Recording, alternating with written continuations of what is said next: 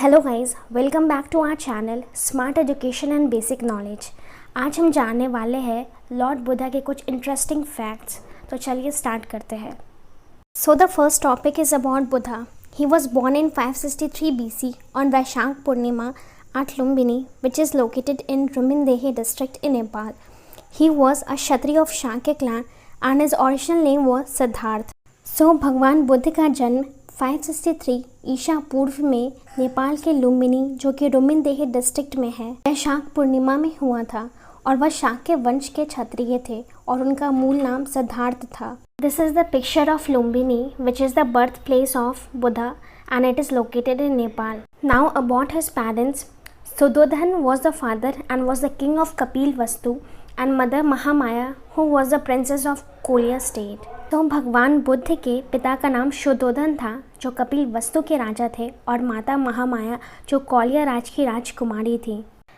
Next, after his mother's death he was brought up by his step mother whose name was Mahaprajapati Gautami and then Lord Buddha was married to Yashodhara, who was the princess of Shakya dynasty, and his son name was Rahul.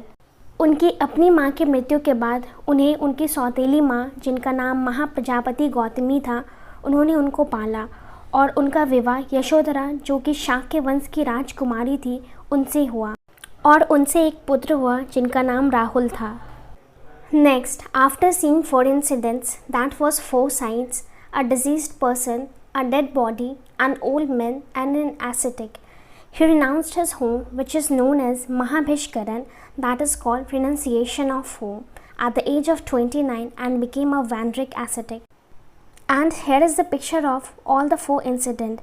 Number 1 is of diseased person, number 2 is a dead body, number 3 is of old man and number 4 is of ascetic.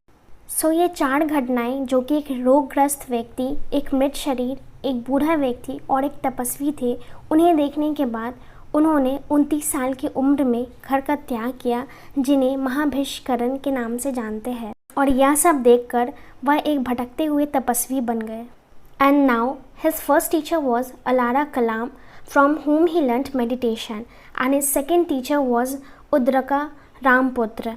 सो उनके पहले शिक्षक का नाम ALARA कलाम था, जिनसे उन्होंने ध्यान सीखा, और दूसरे शिक्षक का नाम उद्राका रामपुत्र था। And now under a peepal tree on the bank of river Nirajana, which is now called as Phalgu in Bihar, he attain nirvana, which is called enlightenment at the age of 35. And after 49 days of meditation, he became enlightened, which is called Buddha और तथागत। गया बिहार में निराजना नदी, जिसे अब फल्गु के नाम से जाना जाता है, उनके किनारे एक पीपल के पेड़ के नीचे उन्होंने 35 वर्ष की आयु में निर्वाण प्राप्त किया और 49 दिनों के ध्यान के बाद वह प्रबुद्ध बुद्ध या तथागत हो गए। Delivered his first sermon at Sarnath, which is located in Banaras, to his 5 disciples, and this event was known as Dharmachak Pravartan, and he died at 483 BC at Kushinagar, which is located in UP, at the age of 80, and this event is known as महापरिवर्तन, जिसका मतलब ये है कि उन्होंने सारनाथ, जो कि अभी बनारस में लोकेटेड है, उन्होंने अपने 5 शिष्यों को अपना पहला सरमन वहाँ पर दिया और इस घटना को धर्मचक्र प्रवर्तन कहते हैं। उनकी मृत्यु 483 ईसा पूर्व में 80 के दशक में कुशीनगर में हुई थी। इस घटना को महापरिवर्तन के नाम से जाना जाता है। Now doctrine of Buddhism, which is called in Hindi Buddh धर्म के सिद्धांत। So the first one is dukh, which is life of sorrow, which is known as sabam dukham. Next is dukh samuday, which means there are causes of sorrow, which is known as pratipad samutpad. Third one is dukh nirodha, which is known as this sorrow cannot be stopped and is known as nirvan. And fourth one is dukh nirodha kamini pratipad, which is there is a path leading to cessation of sorrow, which is known as ashtangika marg. So बौद्ध धर्म के 4 सिद्धांत थे। पहला था दुख, जिसे जीवन दुख से भरा हुआ है, जिसे हम सब्बम दुखम के नाम से जानते हैं। नेक्स्ट दुख सामुदाय, जो सभी दुखों का कारण है, which is called pratipad samutpad. Third is dukh nirodh, जिसे इस दुख को रोका नहीं जा सकता, विच इज़ नोन एज निर्वाण।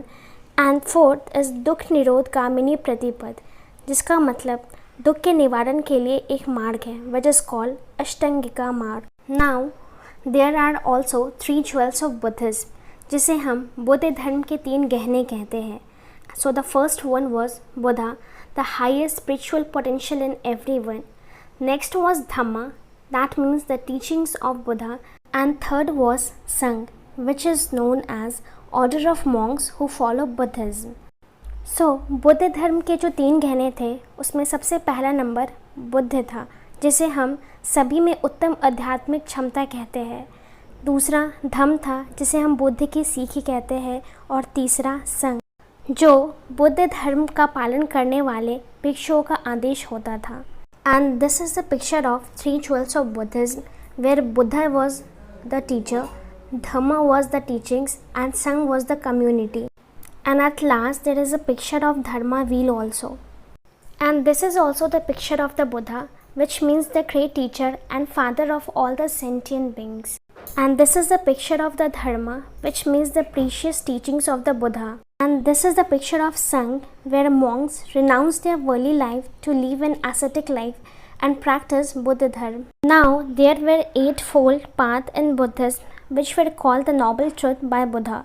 So the first one was right understanding, second was right resolve, third was right speech, fourth was right action, fifth was right living, sixth was right efforts, seventh was right thought, and at the last 8 was right self concentration.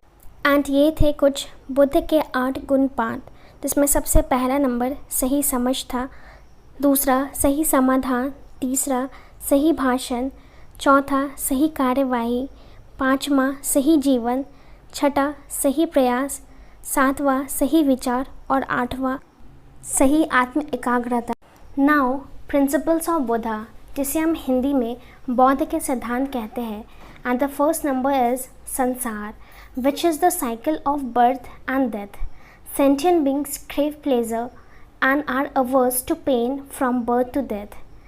Next is karma, which means an unskillful deeds, that is called kushal, and bad and unskillful actions, that is called akushal, produce seeds in the mind that come to fruition either in this life or in a subsequent rebirth. And the last one is rebirth, which means a process whereby beings go through a succession of lifetimes as one of many possible forms of sentient life, each running from conception to death. So बौद्ध के 3 सिद्धांत थे। पहला संसार, जिसे जन्म और मृत्यु का चक्र कहते थे। संवेदनशील प्राणी आनंद की लालसा रखते थे और जन्म से लेकर मृत्यु तक पीड़ा से ग्रस्त रहते थे।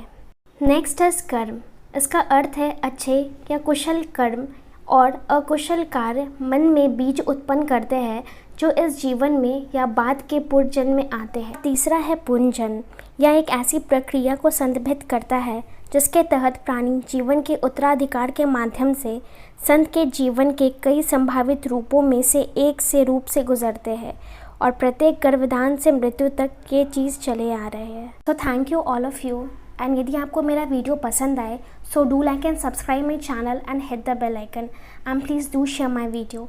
Thank you so much.